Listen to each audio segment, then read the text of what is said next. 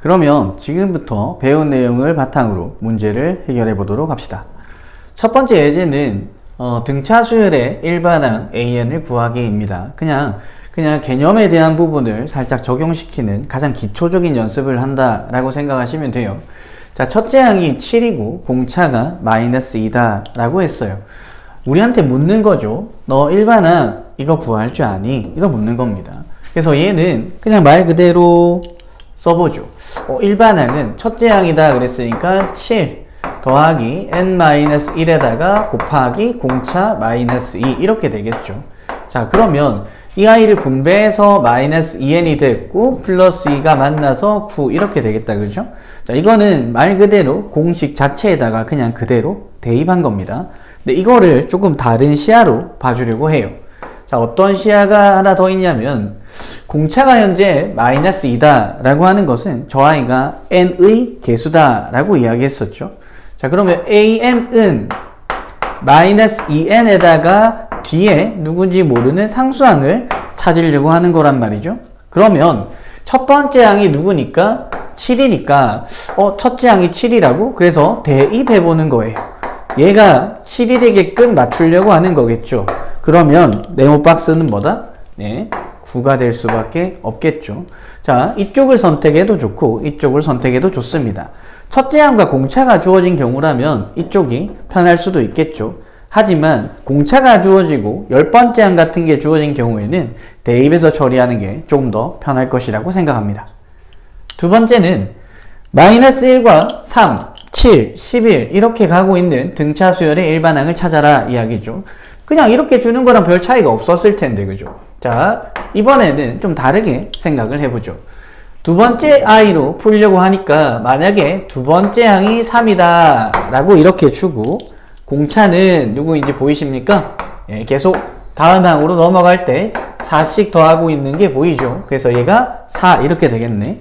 그러면 이 공차라고 하는 녀석은 n의 개수와 같다라고 했고 등차 수열의 일반항은 4n 하고 뒤에 모르는 이 미지수가 남은 거겠죠. 자, 그리고 나서 제가 임의로 A2 두 번째 항을 3이라고 줬기 때문에 이를 대입해보자는 거죠. 8 네모 박스 너가 3이었어. 그래서 네모 박스는 누구다? 네, 마이너스 5다. 이렇게 일반항을 잡아주셔도 무방합니다. 자, 이쪽을 선택하시든 이쪽을 선택하시든 여러분의 선택입니다. 단 등차 수열의 일반항은 n에 대한 1차식이고 n의 개수는 공차다 라는 것은 절대 잊어먹지 않도록 합니다. 두 번째 예제입니다. 두 번째 예제는 등차 수열이 되도록 xy 값을 정하기 라고 되어 있네요. 지금 보니까 첫 번째 항이 4고 두 번째 항이 x, 세 번째 항이 마이너스 2, 네 번째 항이 y, 다섯 번째 항이 마이너스 8이에요. 자, 이렇게 주어졌을 때 x를 어떻게 찾을 건지 또 y를 어떻게 찾을 건지를 묻고 있습니다. 자, 우리는 오늘 배운 것을 활용하자면 연속된 세 개가 등차를 이루도록 하라고? 그래, 그러면 가운데 i의 몇 배가? 2배가 양옆의 합과 같은 거야. 또 가운데 i의 2배가 양옆의 합과 같은 거야 라고 해서 xy를 찾아낼 수가 있겠죠. 자, 이게 첫 번째 접근입니다. 쉬운 문제도 좀 다양하게 접근해 볼 수 있도록 합시다. 그러면 이번에는 두 칸을 건너갔는데 얘도 지금 두 칸을 건너갔죠. 등차 수열에서 제가 일정 간격만큼 뽑아내도 또다시 등차가 된다라고 이야기했지 않습니까? 그래서 확인을 해보면 이 아이와 이 아이 두 개 더한 것의 2배는 다시 이 아이와 이 아이 두 개 더한 것은 가운데 아이의 2배랑 같다는 건 금방 눈으로 확인이 되죠. 자, 그리고 얘가 지금 두 칸을 건너갔을 때 얼마를 더했느냐 확인을 해보니까 너 마이너스 6 더했는데 너도 마이너스 6 더했잖니? 이렇게 볼 수 있겠지? 그러면 공차의 2배가 마이너스 6이다가 될 거고 그러면 공차는 마이너스 3이 되겠네요. 그래서 x는 1이다, y는 마이너스 5다 이렇게 잡아주시는 것도 좋습니다. 이해되십니까? 여기까지? 그리고 두 번째를 확인해 보죠. 3분의 2와 x, 4, y와 3분의 22 이런 게 있어요. 자, 이거는 그냥 식만 쓰고 넘어가도록 합시다. 자, 이쪽이 편한지 이쪽이 편한지는 여러분의 선택인데 이쪽은 당연히 계산을 할 수 있을 테니 이쪽으로 보는 방법을 조금 설명을 하려고 해요. 자, 저기가 분수 4 분수돼 있으니까 이 4도 그냥 3분의 12로 이렇게 바꾸어 놓고 하죠. 자, 그러면 너가 되기 위해선 3분의 10을 더한 거지, 너가 되기 위해선 3분의 10을 더한 거지 라고 되니까 x는 3분의 2에서 누굴 더하자? 네, 3분의 5를 더하자고요. y라고 하는 아이는 3분의 12에서 누굴 더하자? 3분의 5를 더하자. 이렇게 되겠죠.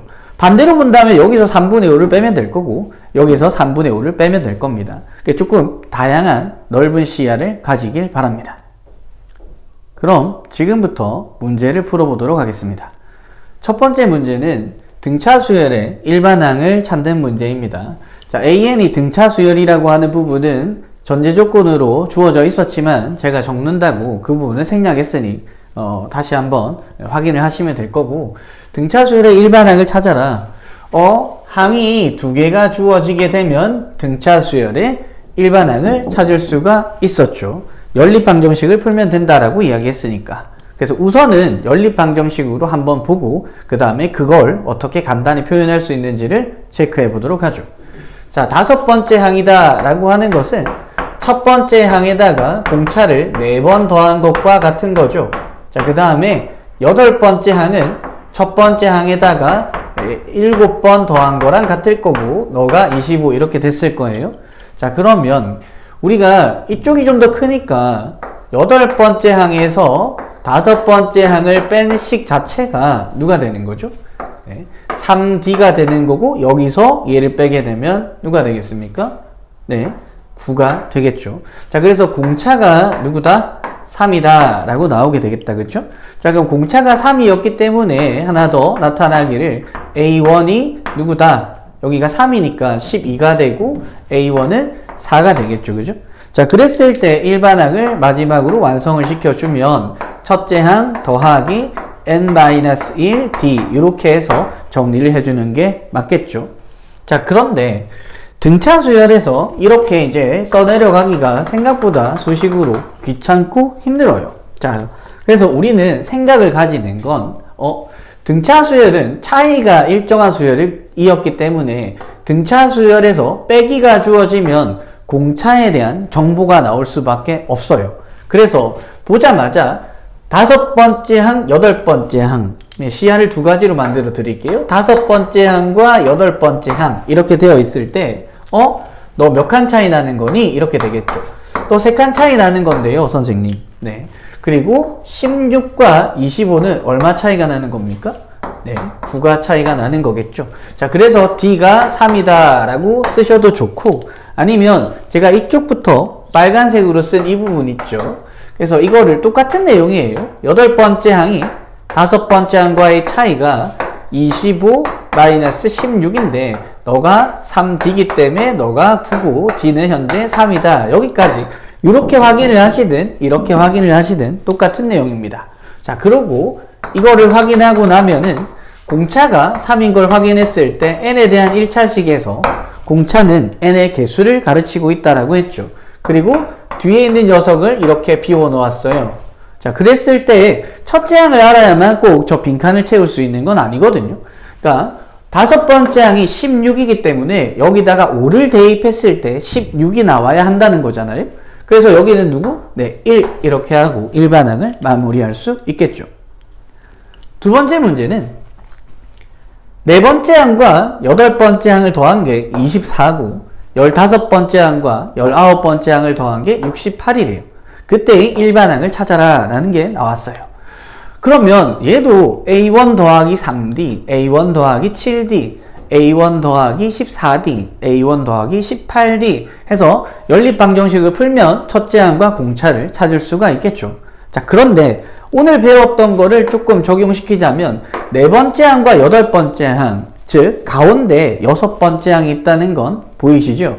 그래서 얘는 2A6과 같고 너가 24니까 여섯 번째 항이 누구다? 네, 12다 라고 볼 수 있겠네요. 그러면 15번째 항과 19번째 항이네요. 가운데 17번째 항이 있죠. 그래서 17번째 항의 2배와 같고 너가 68이었기 때문에 17번째 항은 누구다? 네, 34다. 이렇게 처리할 수 있을 거예요. 그러면 볼까요? 6번째 항과 17번째 항이네요. 그럼 몇 칸 간 겁니까? 네, 11칸 간 거죠? 11칸 간 거고 12에서 34가 되었으니까 얼마를 더한 겁니까? 얘가 22를 더한 거겠죠? 그러면 공차는 뭐다? 네, 2가 되었죠. 공차가 2가 됐으니까 우리는 일반항을 바로 작성해 줄 수가 있다. 자, 연습했으니까 2n 이렇게까지는 쓸게요. 그리고 6번째 항이 10이니까 6을 대입했더니 12? 끝났네요. 그리고 확인해봐요. 17 넣어도 34인 거 맞죠? 그래서 이렇게 일반항을 찾을 수가 있습니다. 단순하게 연립방정식만 풀려고 하지 마시고 항들 사이에 대한 관계를 또는 차이를 확인하시고 나서 어떻게 개념을 적용시킬지를 고민해 보시면 되겠습니다. 다음 문제입니다. 다음 문제는 수열의 일반항을 찾는 것은 동일하지만 약간의 생각을 좀 가미해 달라는 이야기겠죠. 일반항을 찾는 것은 똑같은데 세 번째 항과 9번째 항은 절대값은 같고 0과의 떨어진 거리는 똑같다라고 이야기하고 있고 부호는 반대이다 라고 이야기하고 있네요. 자, 이만큼을 식으로 써보면 이렇게 되겠네요. 자, 세 번째 항의 절대값과 누가 같다고요? 9번째 항의 절대값이 서로 같다는 이야기죠. 그럼 절대값이 서로 같다는 이야기는 첫 번째, 진짜로 이 아이가 서로 완전 똑같을 수도 있을 것이며, 두 번째, 세 번째 항과 9번째 항의 뭐다? 부호가 반대일 수도 있겠죠. 자, 그래서 우리가 요구하는 건 다 이쪽을 이야기하고 있는 거예요. 그래서 두 개 더하면 0이다 라고 해석을 할 수 있겠죠. 자, 세 번째 항과 9번째 항을 두 개 더하면 0이다 라고 이야기할 수 있을 겁니다. 그러면 두 개가 합한 것은 간단히 나타날 수 있는지를 확인하면 세 번째 항과 9번째 항이네요. 3이랑 9랑 더하면 10이니까 2로 나누어지죠. 그쵸? 자, 그러면 얘가 나타내는 게 2배의 A의 6번째 항이구나. 그래서 0이구나. A의 6번째 항이 뭐다? 0이구나. 이렇게 될 겁니다. 자, 그리고 자, 이 아이가 이렇게 되어 있고 7번째 항이 누구였으니까? 마이너스 5다고 주어서 쓰니 이 아이는 한 칸 차이니까 공차는 바로 마이너스 5가 나올 것이고 일반항은 n의 개수 마이너스 5고 6 대입했을 때 0이 나오게 하는 30이 필요하겠다라는 이야기겠죠. 여기까지 이해되십니까? 이렇게 처리하는 게 가장 깔끔할 건데 이제 이거를 다시 한번 설명을 해보려고 해요. 자, 이런 거 A1, A2, A3, 네 번째 항, 다섯 번째 항, 여섯 번째 항, 일곱 번째 항, 너무 많네요. 여덟 번째 항, 아홉 번째 항, 요만큼만 줘보도록 하죠. 자, 그랬을 때 지금 세 번째 항과 아홉 번째 항이 절대값이 같고 부호가 반대다라고 했던 건 자, 이만큼 벌어져 있었을 때 가운데 있는 아이는 누구일 수밖에 없다는 거죠? 얘가 0이다 라고 하는 것을 확인한 거잖아. 그치? 절대값은 같고 부호는 반대다 라고 했으니까. 자, 그러고 나서 너가 마이너스 5니까 요렇게 이제 수식을 쓴 것을 그림으로 보자면 이러한 구조를 가지고 있을 것이다 라는 이야기입니다. 여기까지 이해되셨습니까? 다음 문제입니다. 다음 문제는 AN이 등차 수열이라고 하는 것은 동일한 조건으로 주어져 있고 7번째 항이 10이고 11번째 항이 4일 때 처음으로 음수가 되는 항은 몇 번째 항인가 라고 물어보고 있네요. 그러면 처음으로 음수가 된다라고 했었을 때 그냥 생각만 조금 가져가 봅시다.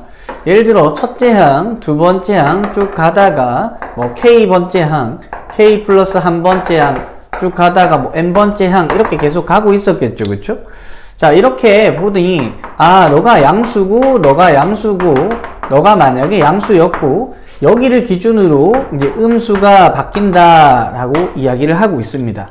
자, 그러면 주어진 정보에서 이제 확인할 수 있는 건 그냥 공차는 당연히 뭐다? 네, 음수다라는 게 확인이 되겠죠. 그죠? 그리고 조금만 더 생각을 가져가 봅시다. 양수, 양수, 양수, 양수, 양수, 양수, 양수, 양수, 양수. 여기까지 양수다는 거잖아요. 그쵸? 그러면 만약에 선생님, 물론 뒷단원에 뒤에 있는 내용입니다만 여기까지 더했을 때는 양의 실수값만을 다 더한 거니까 이 아이가 합 중에서는 제일 크겠네요 라는 생각을 가질 수 있겠죠. 만약에 여기까지 더하게 되면 음수인 항이 포함돼 버리면 여기까지 더했을 때보다는 여기까지 더한 게 좀 더 작아지니까요. 등차수열의 합에서 할 내용이긴 합니다만 같은 맥락을 가지고 있어서 지금 여기서 살짝 도입을 해봤습니다. 물론 나중에 다시 설명하게 될 거예요. 자, 어쨌든 공차가 음수라는 것은 확인을 했고 7번째 항이 10이고 11번째 항이 4이기 때문에 자, 11번째 항에서 그냥 빼기를 하겠다는 거겠죠? 11번째 항에서 7번째 항을 빼면 4에서 얘를 빼야 하니까 너가 마이너스 6이다 이렇게 나타나겠다. 그죠? 네, 그리고 지금 11번째 항과 7번째 항의 차이는 4칸 차이가 나므로 4D는 마이너스 6이고 그러면 D는 뭐다? 네, 마이너스 2분의 3이다 라고 나타나게 되겠네요. 자, 우리는 여기까지는 확인을 했습니다. 자, 그리고 일반항을 잡으러 가죠. 자, n의 개수는 등차 수열의 일반항에 n의 개수는 공차라고 이야기를 했었고 여기다가 7을 대입했을 때 10이 나와야 한다는 이야기죠. 그럼 7을 대입하면은 마이너스 2분의 21이잖아요. 그죠? 그러면 얘가 2분의 누가 돼야 됩니까? 네, 41이 될 수밖에 없겠죠. 그래서 7 대입하면 마이너스 21이고 41 만나서 2분의 20 그게 결국 10이니까요. 네, 자 이렇게 되었을 때 n번째 항을 찾아 놓고 그러니까 결국 너가 음수가 되는 항은 언제야? 라고 묻고 있는 거잖아. 그치? 그러니까 마이너스 2분의 3이 이 항 할까요? 바로 2분의 3n에다가 뭐다? 4분의 41이 되니까 결국 3n은 41이 되고 그러면 n은 몇 번째부터죠? n은 항의 번호기 때문에 자연수밖에 될 수 없다 그랬죠 제가. 그래서 얘는 뭐 14번째 항부터는 이렇게 만족할 거다 라는 이야기를 하고 있네요.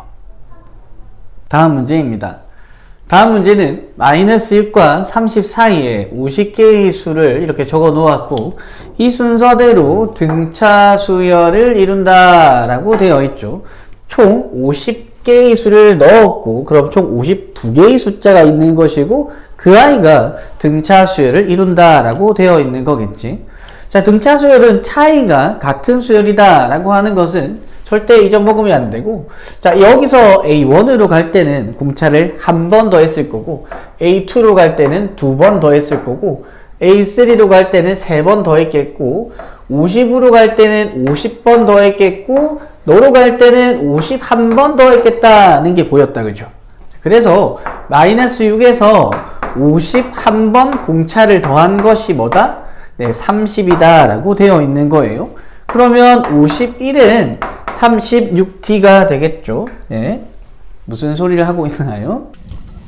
그래서 51D는 30 더하기 6이 될 것이고 그래서 51D는 36이 되겠네요. 그죠? 네. 자, 그러면 D가 51분의 36이고 숫자가 조금 마음에 들진 않아요. 그죠? 그래서 얘가 17분의 12가 되겠네요. 그죠? 됐나요? 자, 그랬을 때 우리에게 물어본 것은 뭐다? A의 17번째 항. 자, 17번째 항을 물었어요. A의 17을 물었죠. 자, 그러면 얘는 일반항을 찾아서 대입을 해도 되겠지만 그것보단 그냥 등차 수열의 의미로 바라보는 게 더 편할 것 같아요. 그러니까 마이너스 6에다가 공차를 보세요. 17로 가기 위해서 몇 번을 더 해야 되는지 1항으로 가기 위해선 한 번, 2항은 2번, 세 번째 항은 3번. 그러니까 17번째, 17번째 항은 17D를 더하면 되겠다라고 하는 게 보이시죠? 자, 그럼 D가 현재 17분의 10이었으니까 너가 12가 될 거고 정답은 뭐다? 네, 6 이렇게 하고 넘어갈 수 있겠습니다. 오늘의 마지막 문제입니다. 오늘의 마지막 문제는 3차 함수가 주어졌네요. 물론 3차 함수의 그래프는 아직 그려보기 전이죠. 왜냐하면 이건 수2에 대한 내용이니까. 그래서 y는 x세제곱 마이너스 6x제곱 마이너스 3x가 있고 y는 k라고 하는 상수함수가 있는데 이 아이가 서로 다른 세 점에서 만난다 라고 이야기를 했어요. 만난다라고 하는 것은 무엇? 교점에 대한 이야기를 가지고 있는 거 맞죠? 그래서 교점을 찾는 식은 두 식을 연립방정식을 푸는 것이기 때문에 일단 연립방정식까지는 만들어 놓죠. 그러면 y 자리에 그냥 k만 이렇게 대입하면 되는 상황인 거고, 그래서 x에 대한 세제곱 마이너스 6x의 제곱 마이너스 3x 마이너스 k는 0 이렇게 되겠죠. 그러면 이 식은 교점의 x좌표를 찾는 식이 됩니다. 자, 요건 교점의 x좌표 찾는 식. 자, 이 식이 되는데, 자, 여기서 잠깐 우리가 3차 방정식을 공부했을 때 근과 계수와의 관계를 쭉 공부를 했었는데, 혹시 기억이 나는지 안 나는지 확인이 안 돼서 일단 생각을 좀 해보도록 합시다. 세실근을 알파, 베타, 감마가 세실근이다 라고 하면 세실근의 합은 어떻게 쓸 수 있었습니까? 알파, 베타, 감마는 마이너스 a분의 b 이렇게 쓸 수 있었고, 그 다음에 알파, 베타와 베타, 감마와 감마, 알파는 a분의 c, 그 다음에 알파, 베타, 감마는 a분의 d로 쓸 수가 있었죠. 자, 이것을 살짝 이용해야 되기 때문에 얘를 먼저 이야기했던 거고요. 자, 교점의 x좌표를 찾는 식인데 그 교점의 x좌표가 등차 수열을 이룬다라고 이야기하네요. 그러면 교점 하나를 잡으면 그 나머지는 공차로서 표현이 가능하겠다, 그죠?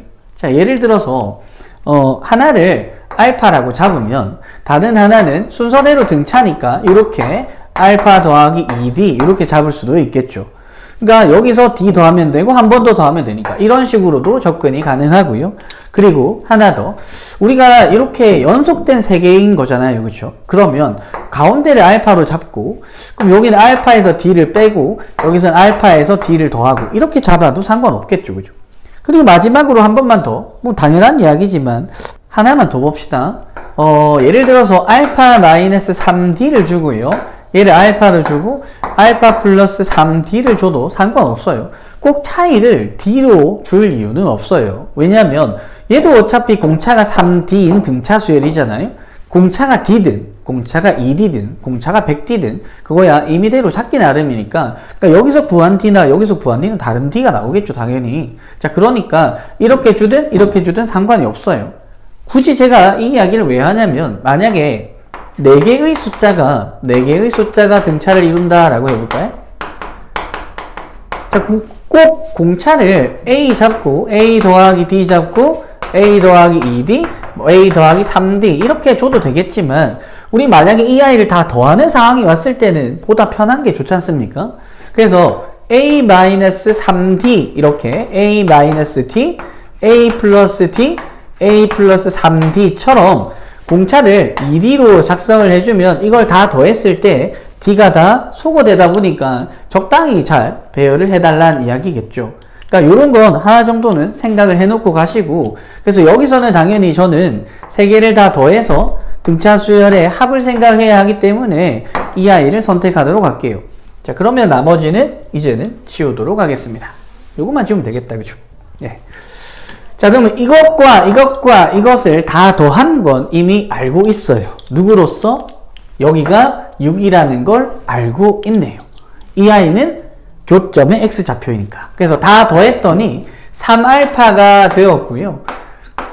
세실근의 합은 1분의 마이너스 6의 부호 반대니까 6이 되겠죠. 그럼 알파는 누구다? 2가 나왔을 겁니다. 자, 그런데 이걸 찾아놓고 여기서 또 한 번 d를 찾으려고 하는 학생들이 있는데, 여기서는 전혀 그렇게 찾을 이유가 없어요. 왜냐면 알파가 현재 2는 나왔고 이 아이는 이 방정식의 근이라는 거잖아요. 네, 근은 대입하면 찹이 되는 걸 근이라고 이야기하죠. 그래서 이 2를 어디로? 여기다가 이렇게 쏙 대입해 주려고 하는 겁니다. 그럼 대입만 하면 k 값이 나오겠네요. 그래서 이 대입하니까 여기가 8이고 마이너스 64, 24, 마이너스 6, 마이너스 k는 0이다. 이렇게 되겠다. 그죠? 그럼 얘가 마이너스 30이니까 마이너스 k, 마이너스 22가 되겠죠. 그래서 는 0이니 K는 뭐다? 네, 마이너스 22다 라고 하고 마무리할 수 있겠습니다.